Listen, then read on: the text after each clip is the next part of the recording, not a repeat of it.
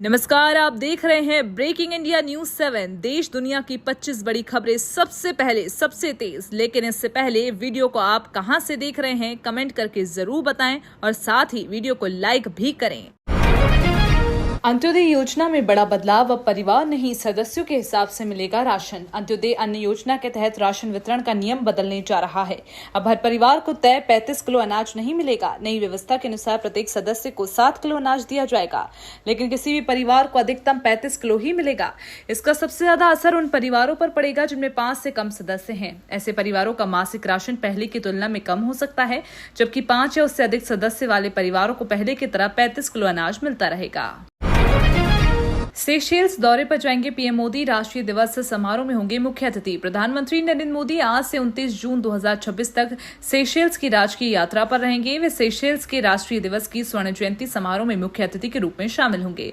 हिंद महासागर में स्थित ये द्वीप देश भारत की समुद्री सुरक्षा ऊर्जा रणनीति के लिहाज से बेहद अहम माना जाता है। चीन के बढ़ते प्रभाव के बीच ये दौरा भारत सेशेल्स से संबंधों को और भी मजबूत करने की दिशा में महत्वपूर्ण कदम माना जा रहा है।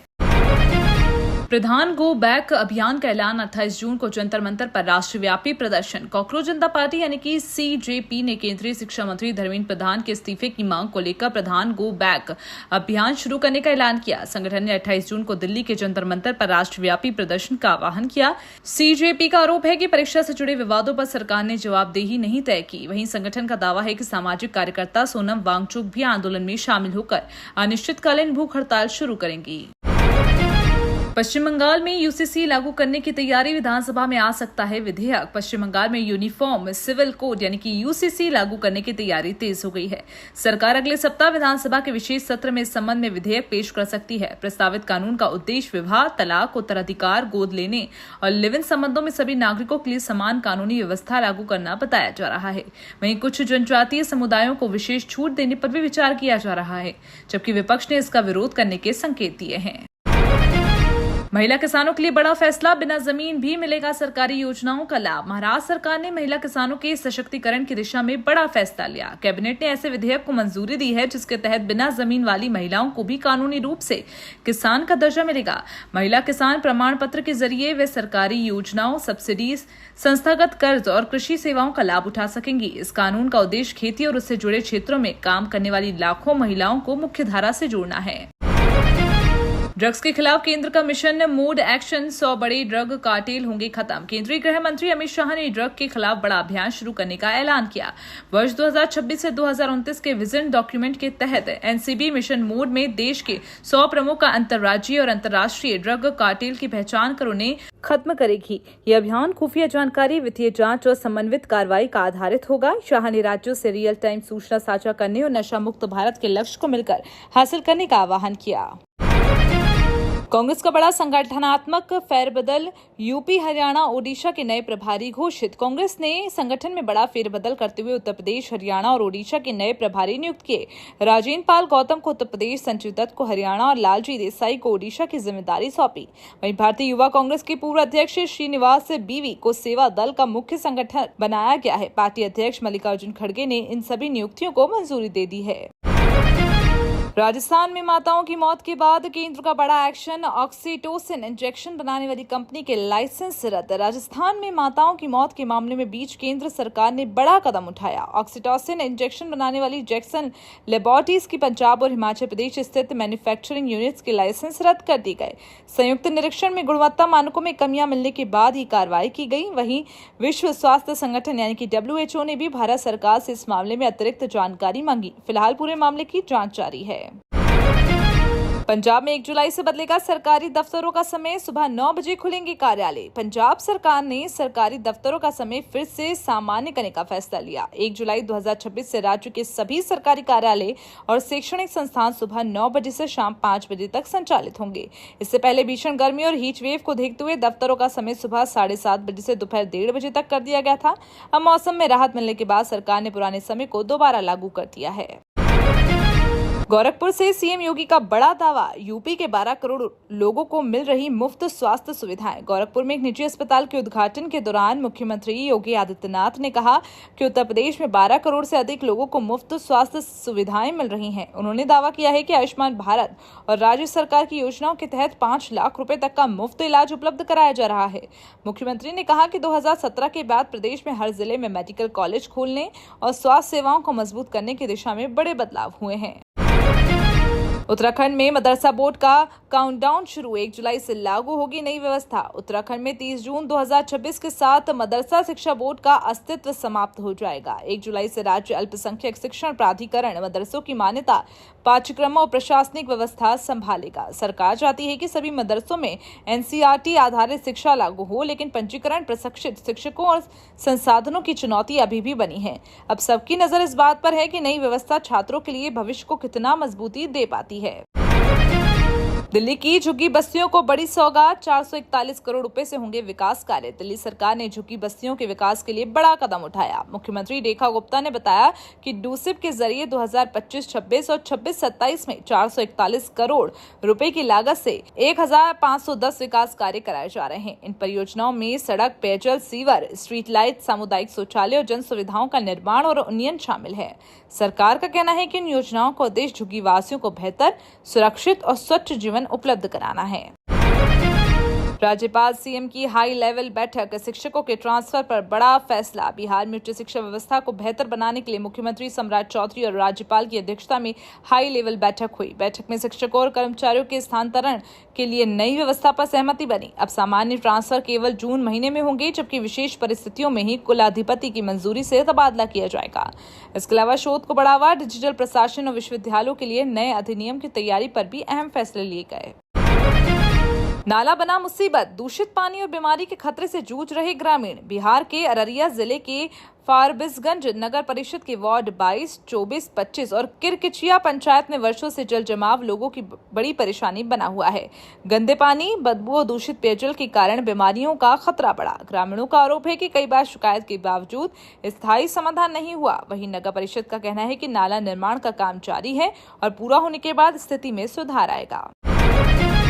बांग्लादेशियों के लिए भारत ने फिर खोले दरवाजे, 28 जून से मिलेगा टूरिस्ट वीजा। बांग्लादेशी नागरिकों के लिए भारत ने बड़ी राहत का ऐलान किया। 28 जून से बांग्लादेश के नागरिकों को फिर से पर्यटक वीजा मिलना शुरू हो जाएगा। भारत के नए उच्चायुक्त दिनेश त्रिवेदी ने ढाका में इसकी घोषणा की। अगस्त 2024 में दोनों देशों के बीच तनाव बढ़ने के बाद टूरिस्ट वीजा सेवा बंद कर दी गई थी। अब ढाका, चटगांव, राजशाही और खुलना के वीजा केंद्रों से फिर आवेदन स्वीकार किए जाएंगे। पटना पहुंचे सदगुरु जग्गी वासुदेव, सीएम सम्राट चौधरी से की मुलाकात। आध्यात्मिक गुरु सदगुरु जग्गी वासुदेव 3 दिवसीय दौरे पर पटना पहुंच गए हैं। राजधानी पहुंचने के बाद उन्होंने मुख्यमंत्री सम्राट चौधरी से मुलाकात की, जिसमें जन कल्याण, पर्यावरण और सामाजिक परियोजनाओं पर चर्चा हुई। 27 जून की शाम बापू सभागार में एन इवनिंग विद सदगुरु कार्यक्रम आयोजित होगा। यहाँ वे योग, मानसिक संतुलन और आध्यात्मिकता पर अपने विचार साझा करेंगे। इस कार्यक्रम में बड़ी संख्या में लोगों के शामिल होने की संभावना है। केंद्र सरकार की बड़ी योजना, 9वीं से 12वीं तक हर साल मिलेगी आर्थिक सहायता। आर्थिक रूप से कमजोर लेकिन मेधावी छात्रों के लिए केंद्र सरकार की national means cum merit scholarship यानी कि NMS योजना बड़ा अवसर है। 8वीं कक्षा के छात्र इस परीक्षा को पास कर 9वीं से 12वीं तक हर साल 12,000 रुपए की छात्रवृत्ति प्राप्त कर सकते हैं। इसके लिए परिवार की वार्षिक आय 3.5 लाख रुपए से कम और 7वीं कक्षा में कम से कम 55% अंक होना जरूरी है। परीक्षा का आयोजन हर वर्ष अक्टूबर में किया जाता है। खिलाड़ियों को बड़ी सौगात, ग्वालियर में बनेगा हाईटेक स्पोर्ट्स इंजरी वार्ड।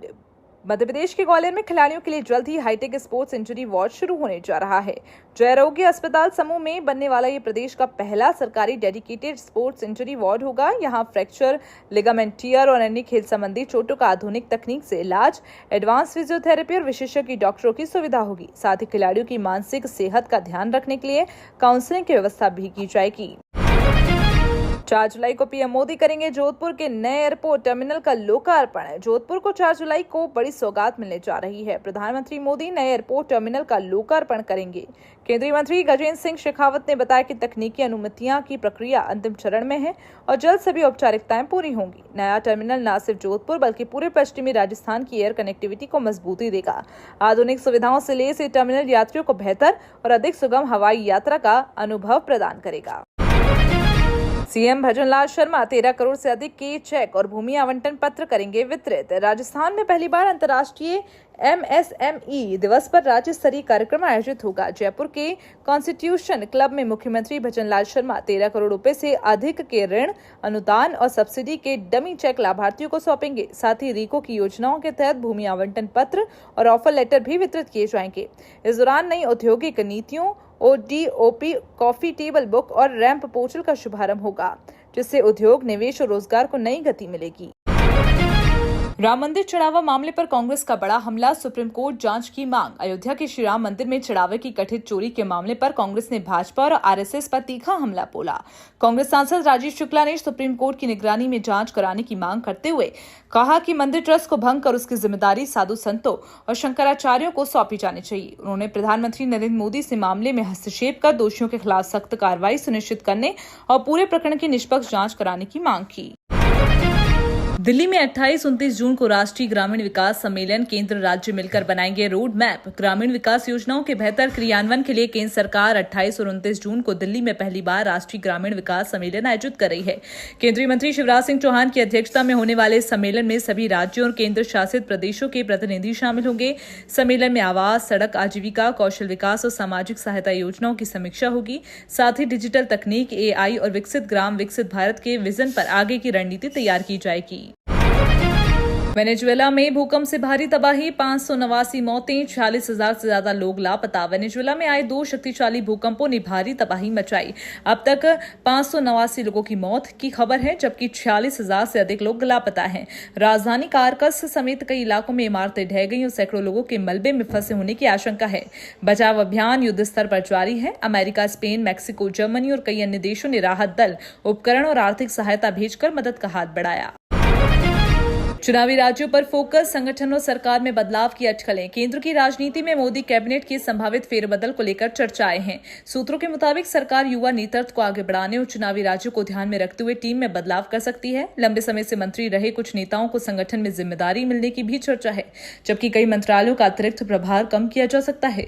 हालांकि सरकार की ओर से कैबिनेट विस्तार या फेरबदल को लेकर अभी तक कोई आधिकारिक घोषणा नहीं की गई है। गैस कनेक्शन बंद होने का फर्जी मैसेज, क्लिक करते ही खाते से उड़ गए लाखों रुपए। दिल्ली पुलिस ने गैस कनेक्शन बंद होने का झांसा देकर साइबर ठगी करने वाले बड़े गिरोह का पर्दाफाश किया। आरोपी फर्जी मैसेज भेजकर लोगों से APK फाइल डाउनलोड करवाते थे और मोबाइल हैक कर बैंक खातों से रकम उड़वा लेते थे। इस मामले में 4 आरोपियों को गिरफ्तार किया गया है। पुलिस ने उनके पास से मोबाइल, लैपटॉप, सोने चांदी के आभूषण, नकदी और लग्जरी कार बरामद की। पुलिस ने लोगों से अनजान लिंक और APK फाइल डाउनलोड न करने की अपील की। तो ये थी 25 बड़ी और महत्वपूर्ण खबरें। ऐसे ही न्यूज देखने के लिए चैनल को अभी सब्सक्राइब करें। धन्यवाद।